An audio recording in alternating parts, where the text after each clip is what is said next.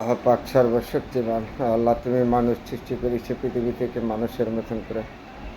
এই মানুষের তোমার হাসি কান্না দুঃখ জীবন তার যাবে এভাবে যতদিন বেঁচে থাকে ততদিন এই হাসি কান্না দুঃখ দিয়ে মানুষের জীবন। আপনার আমার প্রতিটি মানুষের দেখেন কি চিন্তা আমাদের, যখন বাল্যকাল থাকি শিক্ষার জীবন কর্মজীবন কত সুখ দুঃখে যে চায়, তারপরে আবার সংসার, তারপরে আবার ছেলে মেয়ে, এরকমভাবেই মানুষের জীবনটা যাচ্ছে সুখ দুঃখে হাসি কান্না দিয়ে।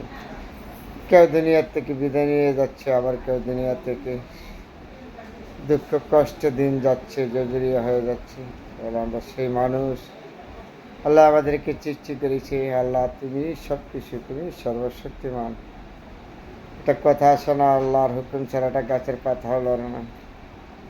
সেই মানুষ আমরা, আল্লাহর হুকুম ছাড়া গাছের পাতা হলো না, এগুলো আমাদের বিশ্বাস রাখতে হবে। এই পৃথিবীতে যা কিছু সৃষ্টি হয়েছে সম্পূর্ণ আদমের জন্য হয়েছে। গাছপালা আগুন বাতাস পানি, এগুলো আদমের জন্য। তা সেই আদম আমরা আল্লাহ কিছু নেই। আমাদের কতগুলি কাজ আছে, এগুলি দুনিয়াতে করে যাব, পরকালে আমরা সুখী হব। আমরা জানি নাই, বুঝি নাই, দেখেও দেখিনি। তারপরে এই মানুষ আমরা দুনিয়া থেকে একদিন চলে যাব। এই সুন্দর বাড়ি রেখে, সুন্দর গাড়ি রেখে, সুন্দর বউ রেখে, ছেলে মেয়েরা কত সুন্দর পৃথিবী থেকে চলে যাব একদিন।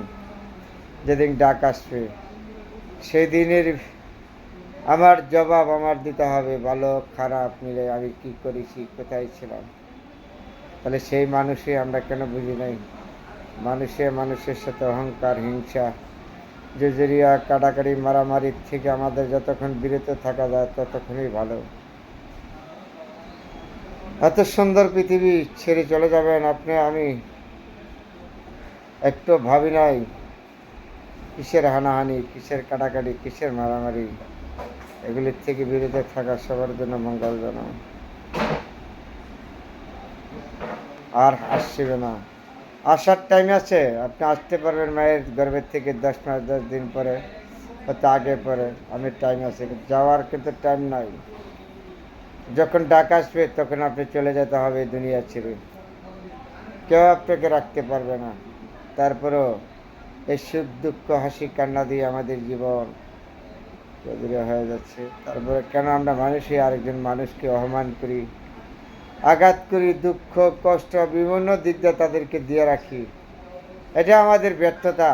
একজন মানুষই আরেকজন মানুষকে সম্মান দিতে পারি নাই, এটা আমাদের ব্যর্থতা। তবে বলেছি আল্লাহ পাক রব্বুল আলামিন সবাইকে যে বুঝার তৌফিক দান করে। আলহামদুলিল্লাহ।